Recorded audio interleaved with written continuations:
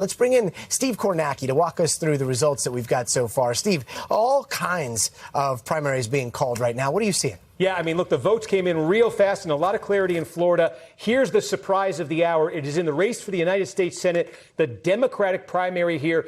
Angie Nixon, an underfunded state legislator, has defeated handily Alexander Vindman. Vindman, this is a name I think folks might remember. He was the whistleblower at the heart of the 2019 impeachment of Donald Trump.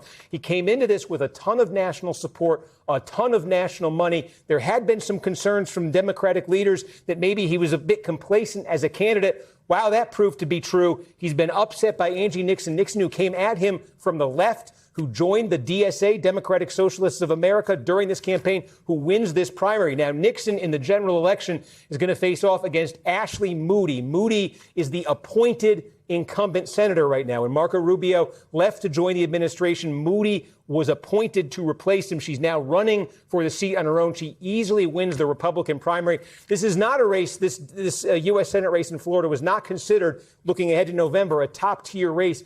Democrats had been hoping they could make it one, but the Democratic establishment at least, their calculation was based on Vindman winning this primary, not on a candidate as far left as Nixon winning this Democratic primary tonight. So that's the surprise of the hour statewide in Florida. But Gotti, some quickly to show you, though, some big results, too, that have already come in at the House level. There are a number of big House primaries in Florida tonight. Here's one, Debbie Wasserman Schultz. Again, big name nationally here, former chair of the Democratic National Committee.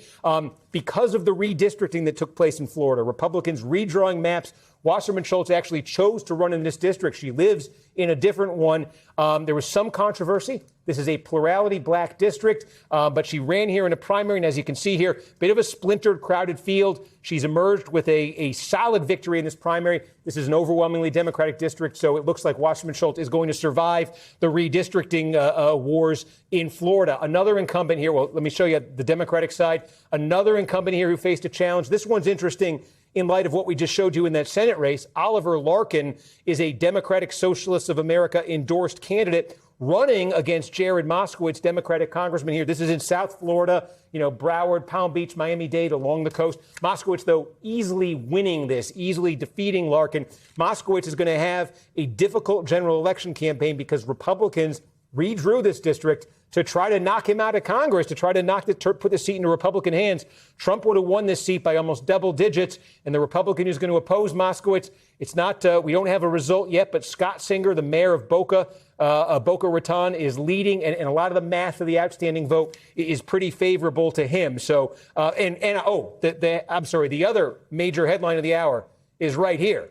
Corey Mills, embattled Republican incumbent in Florida's 7th district, with more than 3/4 of the vote counted, Gotti, is trailing Ryan Elijah. And the numbers that have been coming in, the way these have been, it's been getting better and better for Elijah as the night has gone on. So Mills is in serious danger, an incumbent here, a serious danger of losing this primary.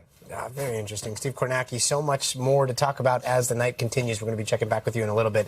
We thank you for watching, and remember, stay updated on breaking news and top stories on the NBC News app or watch live on our YouTube channel.